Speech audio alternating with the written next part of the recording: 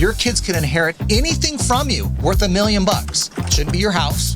Shouldn't be your traditional retirement account. The most powerful one is going to be the Roth IRA. Advisors that can't get creative, they love this argument because they have nothing else better. That's their only dumb idea. So I got to write off on $100,000, but I'm going to pay tax on $1 million. I'd rather pay tax on $100,000 and then never pay tax on that $1 million. People are told they're going to be in a lower tax bracket when they retire. It doesn't work that way. It doesn't happen.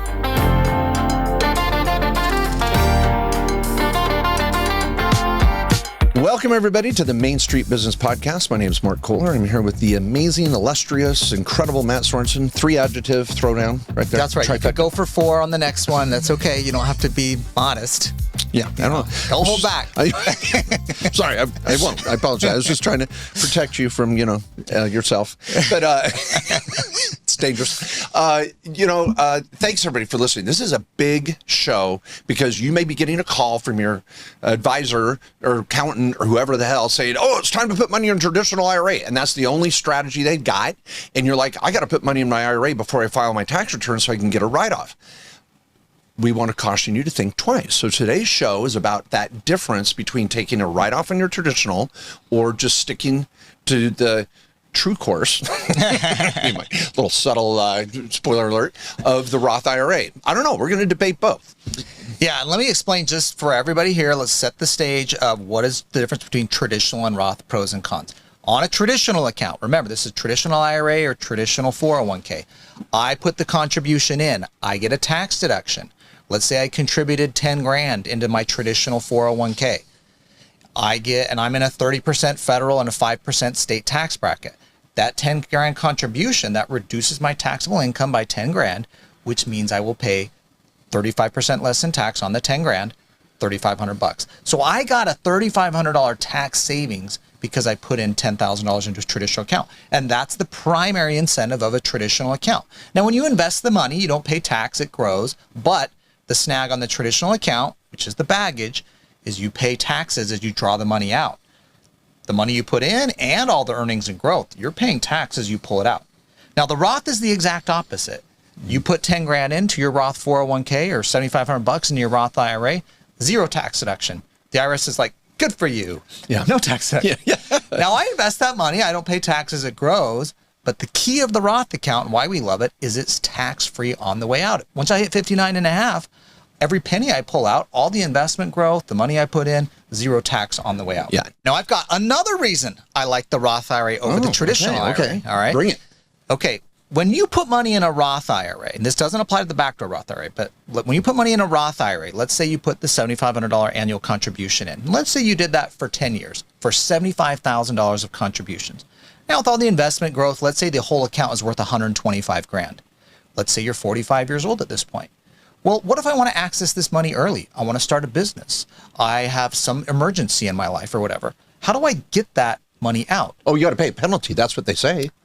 If you had a traditional IRA, that's what you'd have to do. And you pay taxes by pulling it out. But in a Roth IRA, the contributions you put in, that 10 years of $7,500, 75 grand, I can pull out whenever I want, zero tax, zero penalty, no exception required. I could use the money and go on a trip to Vegas or go bet it on the Super Bowl. It doesn't matter. That money is yours. You can pull out at any time.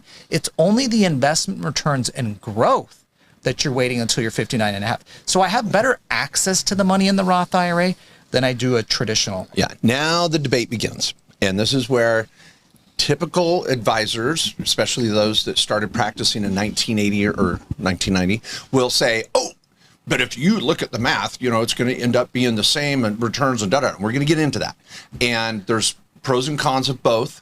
And we want to break all that down, and excited to be here with you on this because this is a big topic. And this was inspired by a show question. It came in from Margate on the Main Street Business Podcast site. So we're going to actually read that question to set up the table here. But this is where it's coming from. It's come from you guys. Yeah, and I want to. Oh, that just reminded me. I want to say this too before we get into it. Some of you high income earners, we go, guys, it's moot because I make too much money. Oh, we're going to talk about the Backdoor Roth IRA near the end of this show too, I'm sure, as we kind of point out that whether you're high income, low income, have a 401k, don't have a 401k, doesn't matter. All of you can do a Roth IRA, no matter what income level you're at. And if you have a 401k or not, or your spouse, All those, it's a lot of myths and misconceptions out there. So keep that in mind as we dive into this. So Matt, tell us about that question. All right, let's hit the first question here. I got one from Margate5. Says, Mark and Matt, huge fans of both of your shows. We do have a directed IRA podcast as well. It seems that the assumption recommendation with all accounts we have, whether to be invested with an IRA or 401k, is that it be via a Roth. My question is, why so emphatically Roth? I understand the analogy of it being a tax-free ATM one day in the future. However, the biggest and valid pro-traditional argument is that presumably most of us, when we reach retirement age and can withdraw from these accounts, will be in a lower tax bracket than when not working compared to our high income years. I hope you're not. In the workforce. Yeah, exactly. Yes, it is unpredictable. Okay, let's just stop there, actually. Yeah. Okay. This is actually a really good point. And I'll tell you, if you take the tax rate being the exact same from when you contribute to a Roth or traditional to when you start pulling the money out at retirement, it is a wash. There is no benefit between the two. It is really hard to argue that one is better than the other.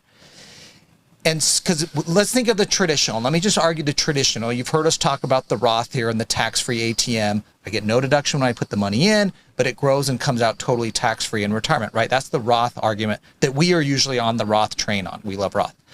The traditional argument is, all right, if I've got 10 grand to put into a retirement account, but I'm in a 30% tax bracket, that might save me $3,000 in taxes.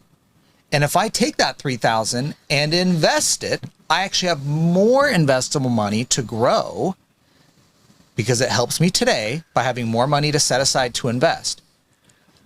The problem is I'm on the way out. Yeah. I'm going to pay tax on that.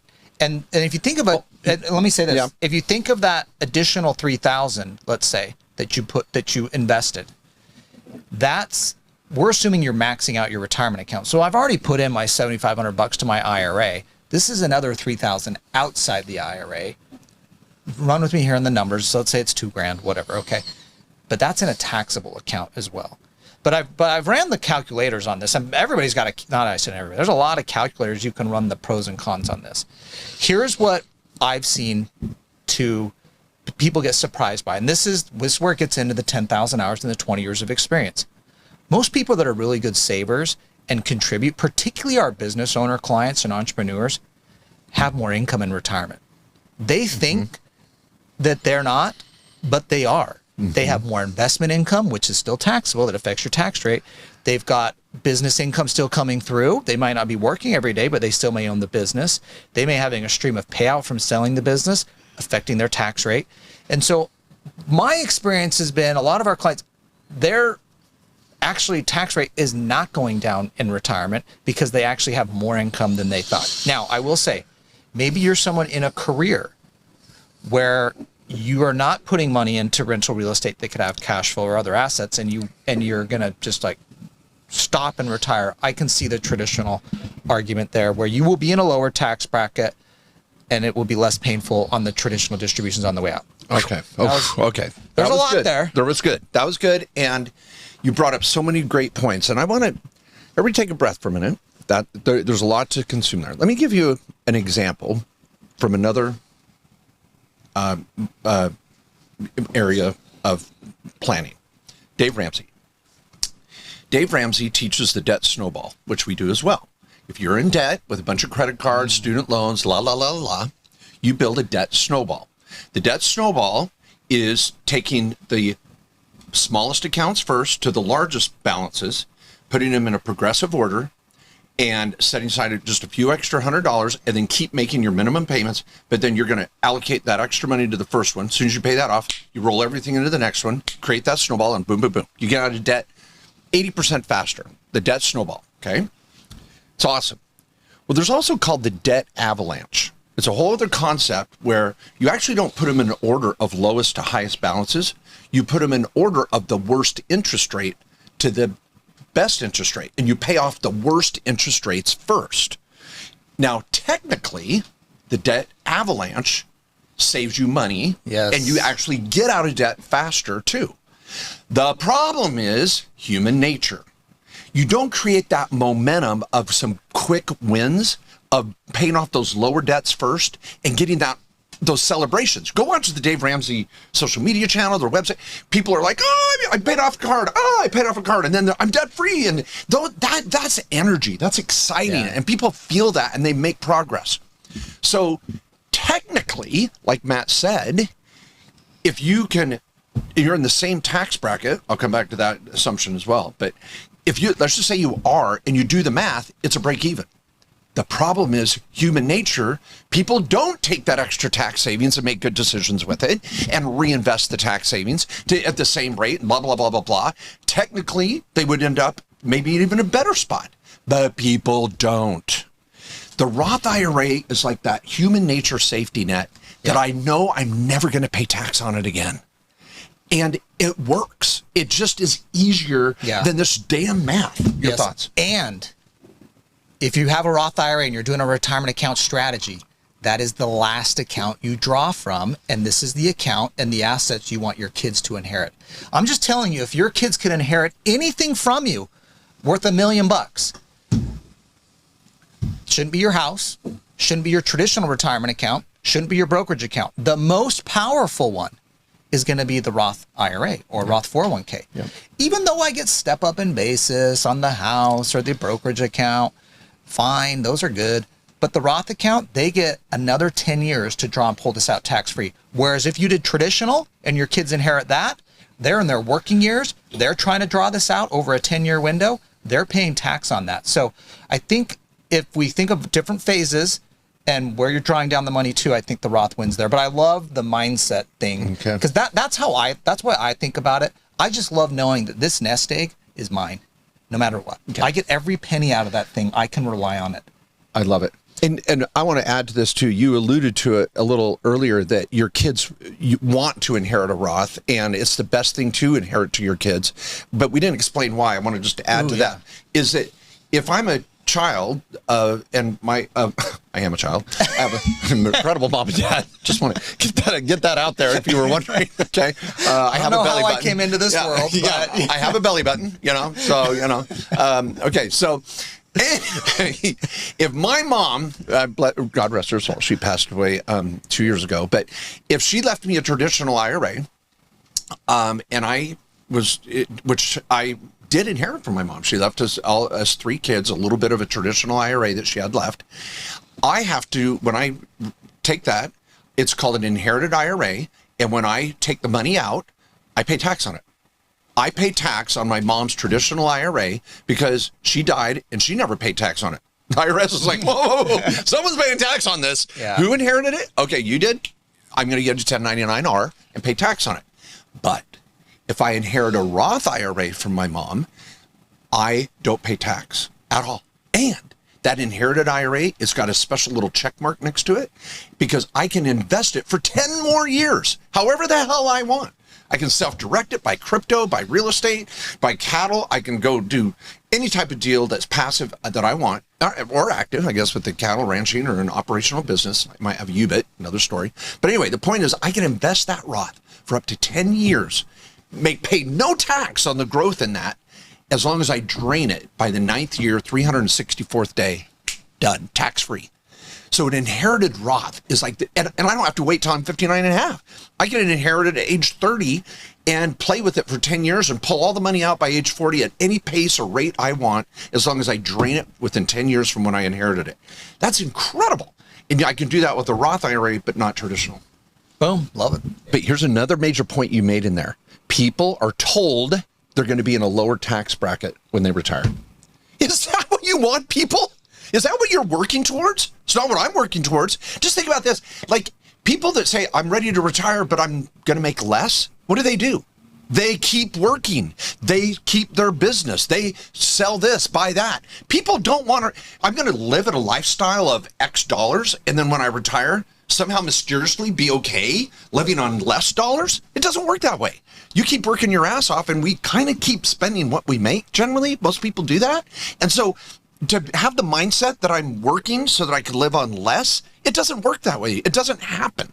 And so it just drives me insane. This is where I'm going to make my little rant here, is that advisors that can't get creative, They love this argument because they have nothing else better than, well, you can put money in your traditional IRA this year and get a write-off, because that's all they got. That's their only dumb idea. And when I'm like, I got 10 other ideas better than that, let's use the Roth. But if you say we're going to go Roth, they're like, they have no other strategies. And so they love to harp on the, well, you're going to be in a lower tax bracket, and, you can, technically it's this, that, and another. And they get, pigeonholed into that argument, and they can't get out of it. I would challenge you that when these advisors are trying to sell you on that traditional is better concept, say, give me another idea. Let's see how quickly they can come up with another one. Because I think the Roth IRA is going to give you the momentum, the energy, and the excitement that you got this tax-free ATM down the road, and that write-off right now might be good, but are you going to be that self-disciplined with it? I don't think so. I'm not. Yeah, and I think let's just hit some more reasons here, because Margaret makes a lot of other points here. It's unpredictable what the tax rate will be in 5, 10, 20 years from now, or whenever we retire. And if taxes increase, it will have made sense to be contributing to Roth the whole time. But I don't think that is the reason you guys are on the Roth train. And it's true. I think it's more likely that tax rates will be higher in the future than they are today, but that's not why I like the Roth account. Here's another thing why I like the Roth account. It gives you optionality. If I think of our biggest investors, our most successful clients, and they have an investment in front of them that might take $300,000, but they know they can make $100,000 in 6 months. When they look at where's they can invest that money from, where do you think they're going to do that? 6 months, they can get an incredible return. They're going to go do it from the Roth account because they want to build that. They don't want to drop that deal into a traditional IRA, which is going to get taxed on the way out later, nor do they want to do it with their taxable money.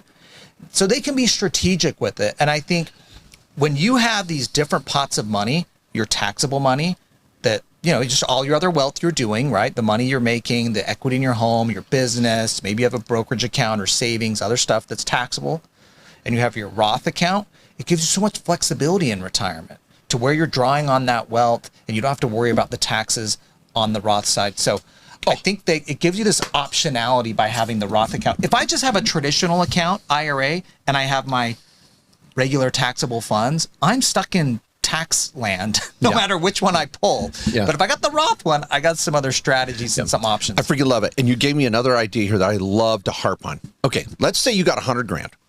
Okay, now just for easy math, I could put the $100,000 in a 401k, IRA, traditional combination or whatever, and I could get a write-off for $100,000 today if I put it in a traditional account. And I know I'm going to pay tax down the road with whatever I create. Well, once you take the power of self-directing, please check out our other podcast. The Directed IRA podcast, where we talk about consistently clients getting 15, 20, 25% returns or more on some big deals on occasion. Think about that. If I take that traditional account and I go out and 5x it over, or I may turn it into $1 million. I turn it into $1 million and I get a far better return than a Wall Street 8-10% deal. I'm going to be paying tax on $1 million, $900,000 to be exact, to get that out. Where if I had a Roth account, I'd never pay that tax on $1 million. So I got a write off on $100,000, but I'm going to pay tax on $1 million. I'd rather pay the tax on $100,000 and then never pay tax on that $1 million.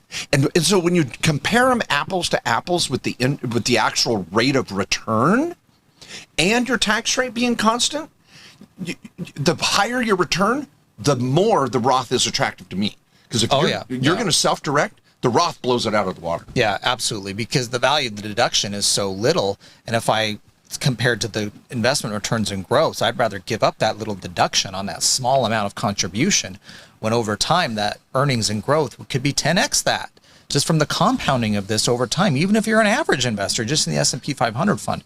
So that's why we like it. I know, and I'm going to admit this.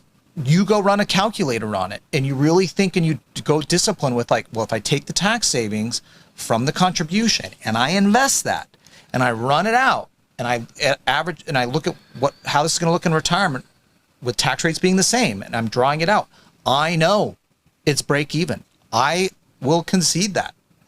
Yet still, for all these reasons, one out of 1,000 people do it. Yeah, for all these reasons we've talked about, that's why we like the Roth train. And I'll say one other thing that's another kind of hybrid approach that I like is having a little bit of everything. I actually don't think you have to go 100% Roth. I think for me, that should be the biggest account. I have a little bit of traditional dollars left, and I like that. Let's say I'm going to be in a lower tax bracket in retirement than I am during my working years. Or let's just say you have a low year. 70s, you know? Yeah, you have a low year. Yeah, You're there, yeah. a random year.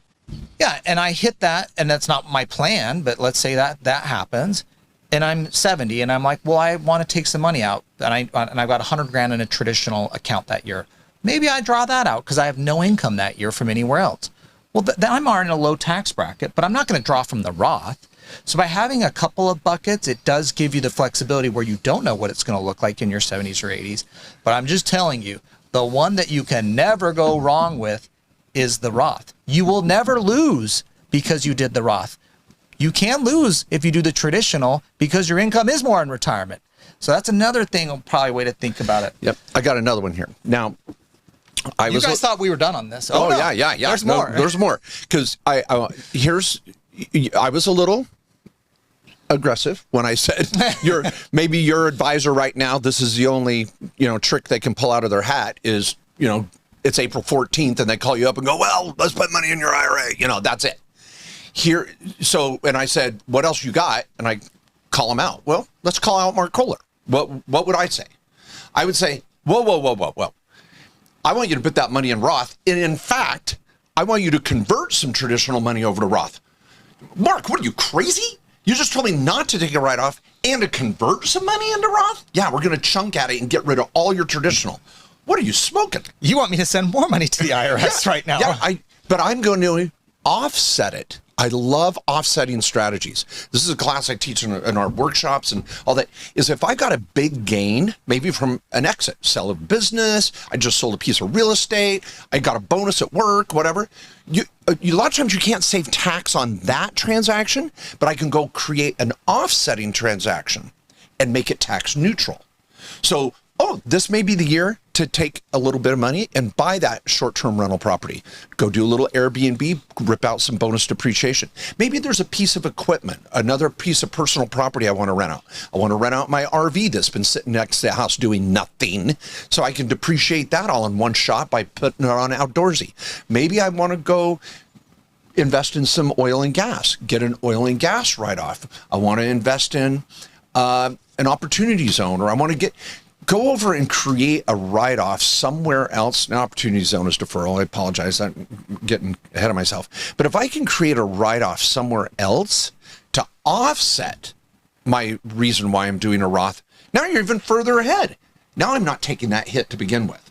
So let's get creative. Let's put some kids on payroll. You weren't doing that before. Let's go create an accelerated write-off in another area. Let's get creative. I love it. Because that's how you can have your cake and eat it too, right? That's how we can have the Roth account and also get our write-offs. Is that the theory? Like, I want to look at my cake, but I want to eat it. It's like you've had to explain this one to me because I always thought that analogy was so dumb. Yeah. What good is cake if you can't eat it? So I don't know. People want to look at it. I guess it's a wedding cake concept. Okay, that makes sense. I got to go put it in the freezer. Did you ever eat your frozen wedding cake 5 years later? No. No, I did not eat it. It didn't even taste good the first time. It got all that like crazy stuff in this actually, frosting. It was pretty good. I was actually pretty satisfied. Okay, so there you go. Yeah. All right. Well, that's the Roth versus traditional debate. We tend to be Roth guys, as was exposed here in the answer. There's good arguments again on the traditional side. We just think that there's more Roth winning arguments out there when you think about paying tax on the seed versus the harvest. When you think about letting your kids inherit that Roth account versus a traditional account, you think about it's more likely tax rates are going to be higher in the future than later. For many of you on the Main Street Business Podcast, you're Main Street business owners trying to grow and build wealth, find different streams of income. It's likely your income will not be less when you hit your 60s and 70s. It may actually be more. The list goes on and on. I don't have to create the whole thing, but no, I love it. Hey, I want to get your thoughts on this too. Here's another point that I want to make too. Is maybe after this podcast, you guys are like, okay, fair enough. The Roth's better. I'm not going to chase that deduction before April 15th. Okay, now April 15th is your deadline for last year's contribution to your Roth as well. And so you're going to hear this podcast, and maybe, this is what I don't want to happen, is you listen to this podcast and you're like, yeah, screw it. I'm not going to do that last minute deduction into my traditional like I do every year. It's not worth it. These guys were right. The Roth's better. So when your accountant calls, you're like, no, I'm going to skip that this year. And you do nothing. No, that's not what we're saying. I'm saying go still contribute before April 15th, but into a Roth account. And if you have to tone down the amount you put into it, because you're like, well, I got to pay a little more in taxes because I'm not doing the traditional thing this year, then fine. But instead of putting $8,000 in your Roth, put $5,000 or $6,000 or something, but do something. This is the key to building wealth, is that you now put in that money for the Roth, skip the traditional, tell your accountant off if you want, make a change, but then turn around and make your contribution for this year at the same time. And Matt, you are such an advocate for this. Yeah, I mean, this is kind of, I think some people get caught up by like the deadline, like this is your homework assignment in high school. Like we don't just turn this in on the deadline. Like, let's get it in early. There is value in turning this in early and getting your money in early because we are going to invest it. There's lots of studies out there. Fidelity did a study on what are the attributes of people that have $1 million IRA accounts and 401ks. What is one of the common attributes? They contribute as soon as possible. When January of 2026 hits, they're making 2026 contributions. They're not doing 25 contributions. Those have been sitting in there invested and gaining money for a year. When you think about investing over 20 years and you think about waiting a year, you've given up 20 years of compounding those dollars. Wow. And it really adds up at the end of the day. So I would just think when we're sitting here and February of 2026 right now. If you haven't contributed for 25, get on it. You have until April 15th on your IRA. But also, like Mark said, get your 2026 contribution in. I know we get caught up in the tax strategy and the tax deadline, and these Roth IRAs, traditional IRAs, even Roth and traditional 401ks, they're tax advantage accounts, but they are investment accounts. You win by letting those dollars be invested, growing, and compound over time. Yeah, and again, I said this at the very beginning of the show, I have been the benefactor of so many of you, our listeners, having conversations with you in one-on-ones or at an event or somewhere, calls into the show. And another common characteristic of our clients that do retirement account contributions is it's on autopilot. Yeah. It's on autopilot. Get one of those apps, there's 50 of them out there, that will just suck it right out of your account every week, every month, just a little bit, and then it's out of sight, out of mind. Now, yes, if you've got a 401k at work, that's going to come right out of your paycheck, blah, blah, blah. But these Roth accounts that are IRAs, you can do that on top of your 401k at work. Everybody can have a Roth IRA on top of your 401k. Well, I make too much money, Mark. No. You can still do what's called the backdoor Roth. So throughout the year, you're contributing to a traditional IRA, not getting a write-off because you make too much money. And then at the end of the year, bing, you turn it into a Roth tax-free. Yeah, and I will say, if you are a high-income earner, which means you would then have to do the backdoor Roth IRA, just do the $7,500 all at once in January. Like, why are you messing around? You have a high enough income where you're forced to do that, and converting each one of those separately would be a pain in the ass, and you don't want to invest those traditional. So I agree for the regular Roth IRA and traditional IRA. If you want, automate it. Maybe it's $500 a month or whatever, $700, however that adds up to the $7,500. Now that's the 2026 number. But if you have the funds and the wherewithal, and this is most of the clients at Directed IRA, they're dropping $7,500 in all at once as an annual contribution. And for those of you backdoor Roth IRA, you're high income, you should be doing that. Yeah, please Google backdoor Roth IRA Mat Sorensen. Don't Google backdoor Mat Sorensen. Just do backdoor Roth IRA. I highly recommend that. I just want to forewarn you. Yeah, that's an adult. I've done that. It was scarring. I'm just going to say that.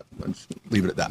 But anyway, so hey, views are views, whatever it takes to get some views. I don't. Yeah, Matt's reaching for those views, but it's working. You've been climbing. You got your congratulations, by the way. You got your YouTube silver play button. Yeah, silver play button. Yeah, the backdoor Roth IRA helped on that one. Let's just be clear. This is a joke, okay?